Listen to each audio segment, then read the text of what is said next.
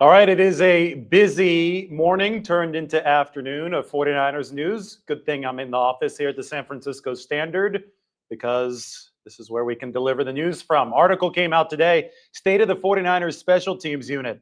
Not good, maybe getting better. We'll talk about that in just a few minutes. But we now have word that Kyle Shanahan is not expected to attend the NFL Combine. This has been something that has happened for several straight years at this point. There probably isn't much functional purpose for Kyle Shanahan to be at the Combine.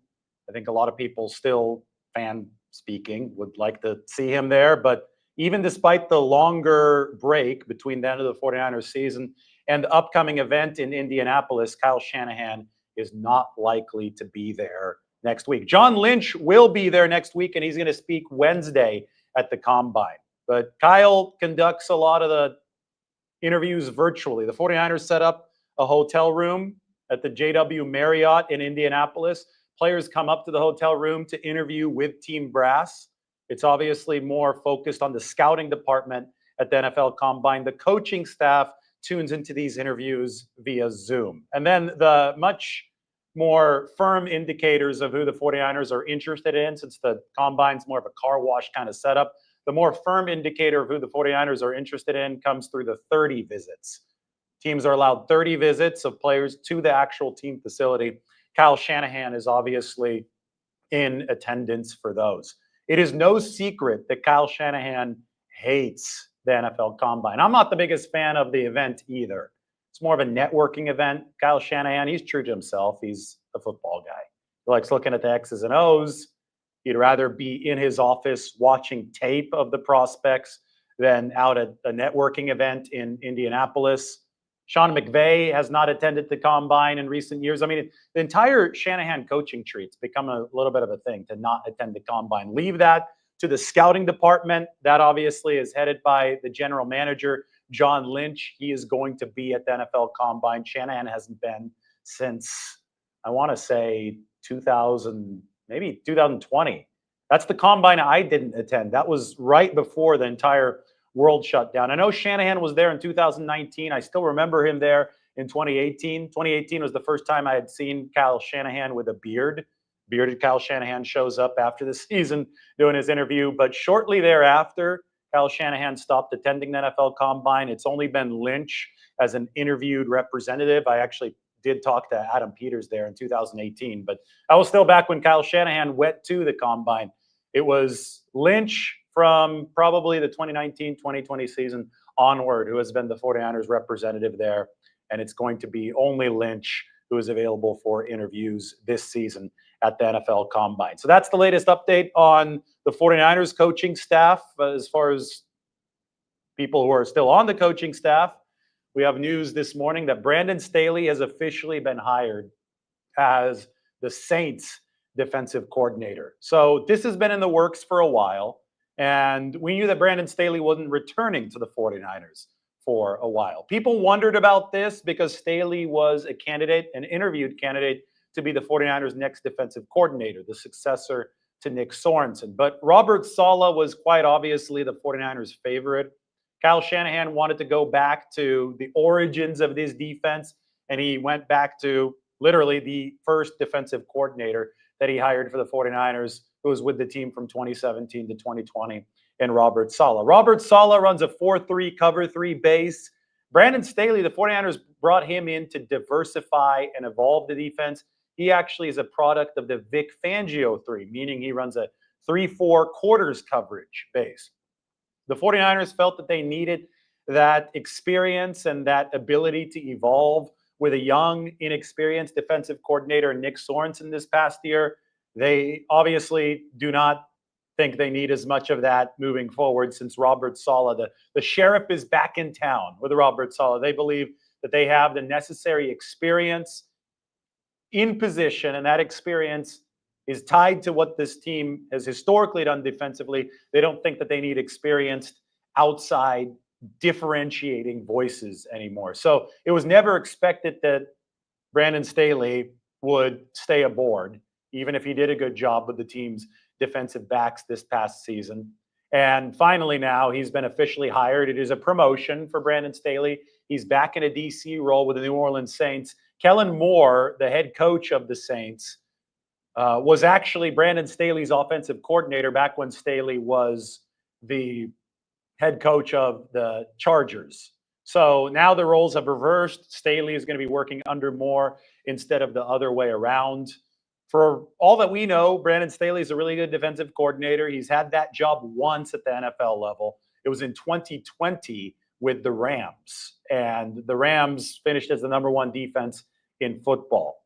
That was the year where Jalen Ramsey started playing inside and outside for the Rams. It was the star defensive back position, something that goes all the way back to Belichick with the Cleveland Browns. Nick Saban, the defensive coordinator for Bill Belichick, saw cornerback adaptability as something that really needed to be implemented in an NFL defense. So you could take a cornerback and play him outside and then move inside to the slot to follow around a team's best receiver. Well, Belichick, Saban, all the way down to the SEC, where he was the coach of Alabama.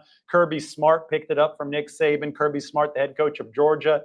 He was the defensive coordinator of Alabama before. So now that star position, it's proliferated throughout all ranks of football. It's become extremely handy for teams. Brandon Staley made sure that Jalen Ramsey was playing outside and inside cornerback, and Brandon Staley really helped Deommodore Lenoir play both outside and inside for the 49ers this past season. Now he's going to take his defensive philosophies to the New Orleans Saints and work under Kellen Moore. The Saints have some defensive talent. This has not been a poor team defensively over the course of the past decade. Dennis Allen was the defensive coordinator there under Sean Payton.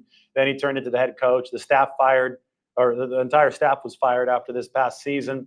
That's why Kellen Moore is there. And now Brandon Staley, with his connection to Kellen Moore, is out of the 49ers building officially and moving on to New Orleans. Other piece of news on this busy afternoon, the 49ers are set to purchase a controlling stake in a Scottish soccer club, Rangers FC, based in Glasgow. The 49ers, over the course of the next several months, are going to finalize a deal for which most of the structure is already in place to purchase 51% of Rangers FC. That is a controlling stake.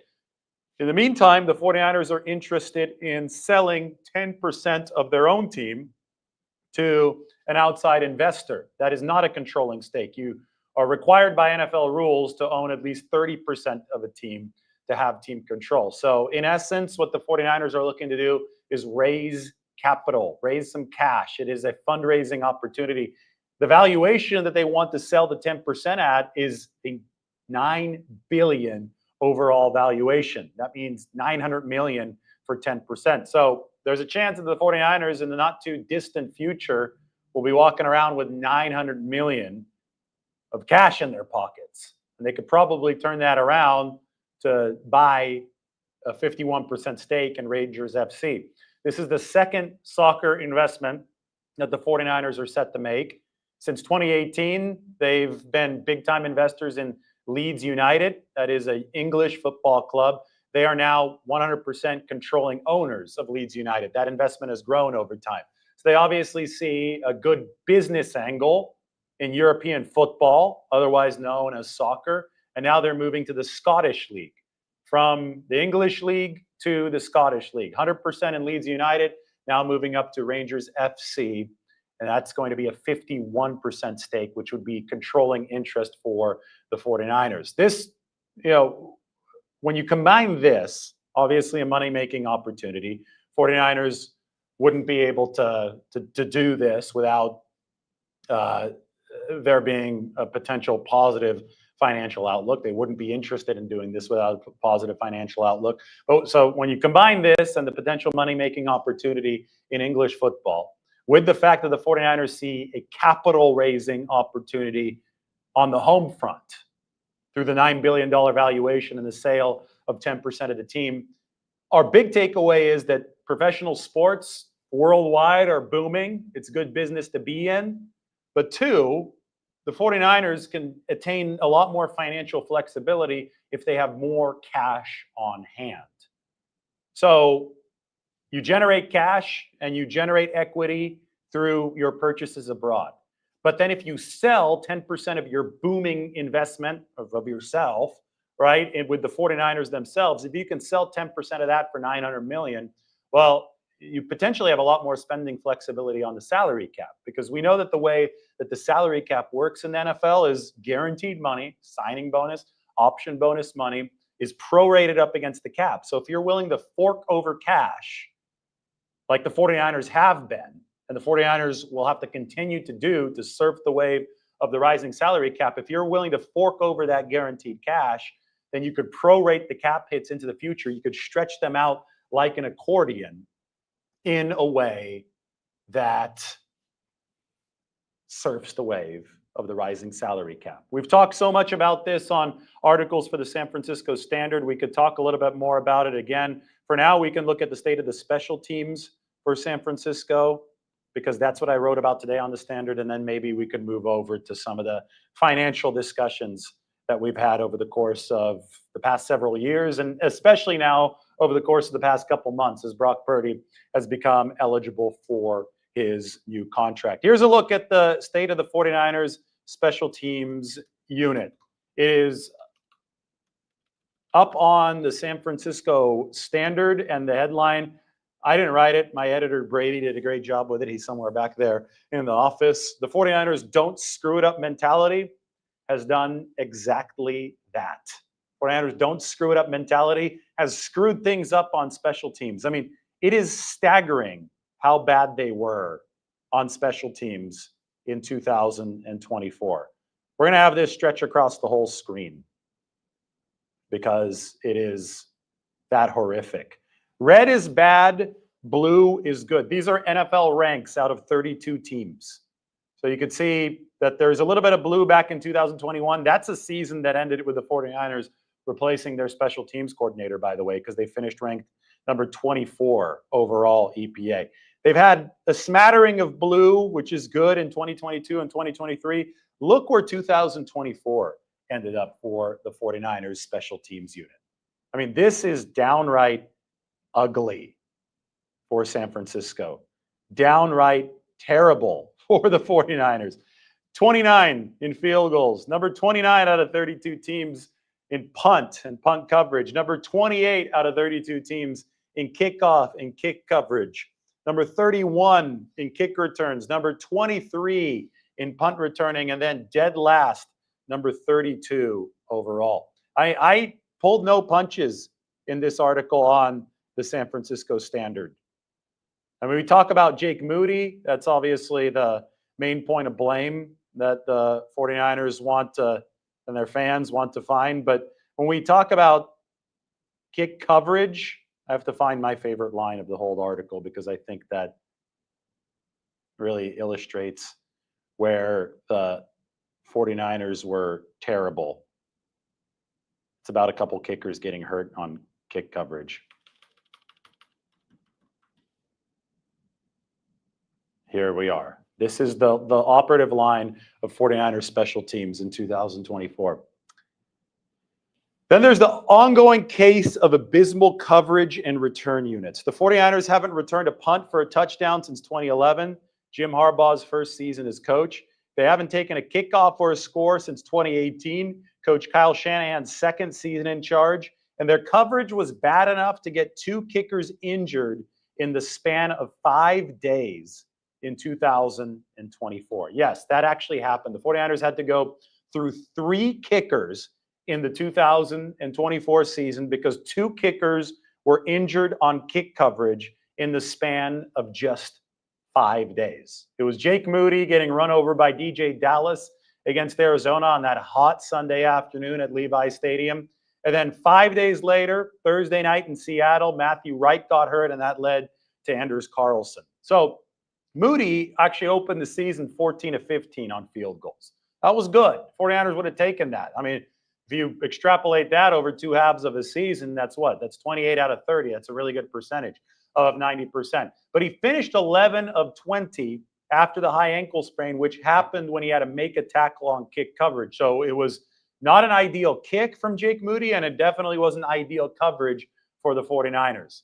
The delineation point for Jake Moody came as a result of the 49ers' overall struggles on special teams, which I chart on the standard in this graph. That came as a result of the poor kickoffs and the poor kick coverage, number 28 out of 32 teams. They were unfathomably bad across the board last year. Look at this column, and you see how dark we get with the red.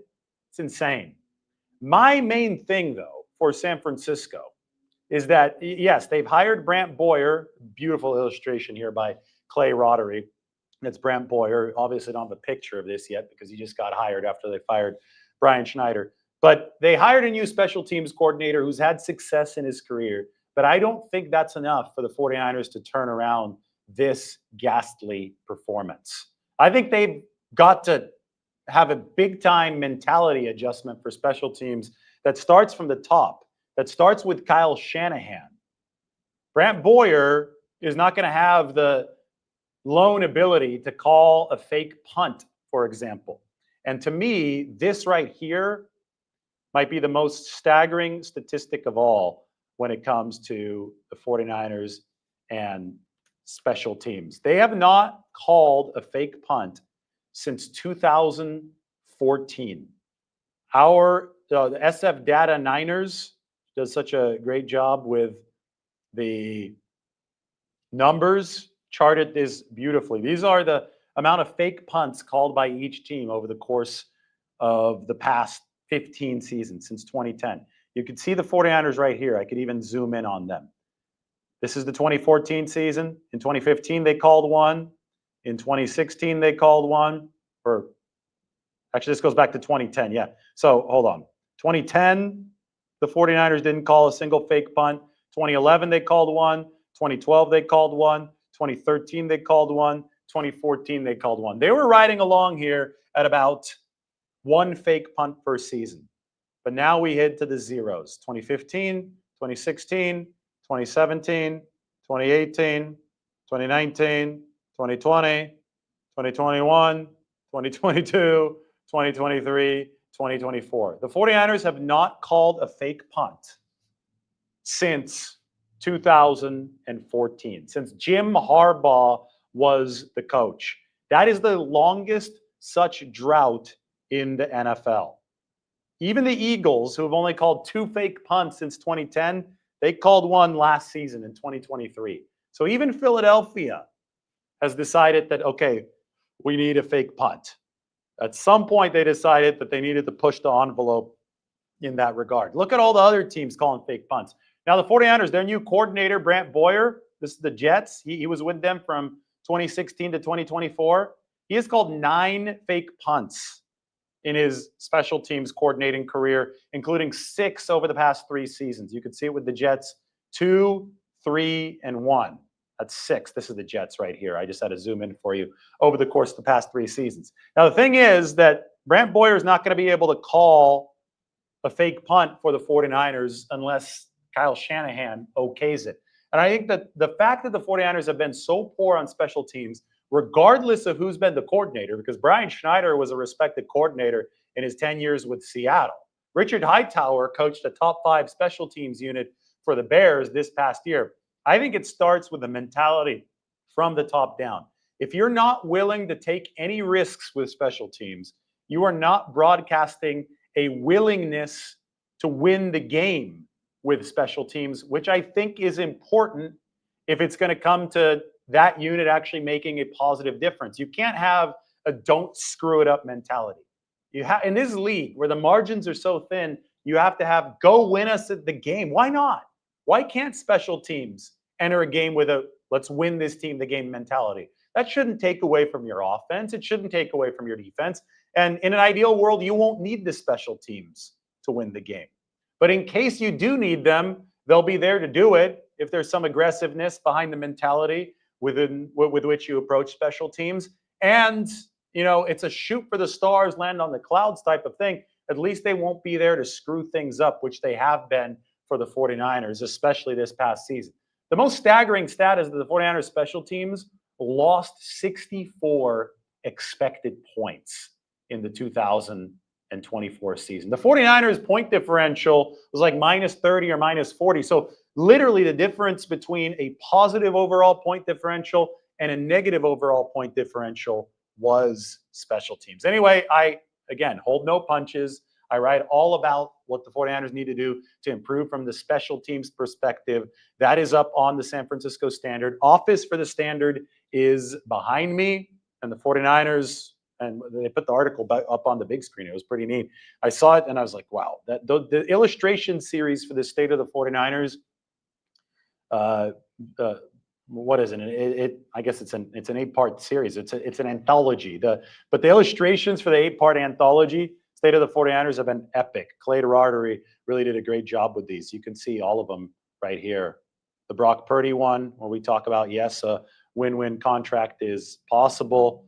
Go down to Diamante Lenore, snubbed for the Pro Bowl. Fred Warner, Dre Greenlaw, Nick Bosa there in the foreground. The Nick Bosa one, when we did the defensive line, was really cool as well. It's been an awesome little run, an 8-part series that you can check out on the San Francisco Standard. And, you know, we were talking about Brock Purdy's contract and 49ers finances and the 49ers and cash, available cash. We talk about Rangers FC and the ability to spend up front on players' contracts, which is the key to being able to do this in the NFL. This can also be something that takes the full screen. Brock Purdy's proposed contract for the 49ers. You can stretch out cap hits into the future like an accordion if you're willing to pay guaranteed money.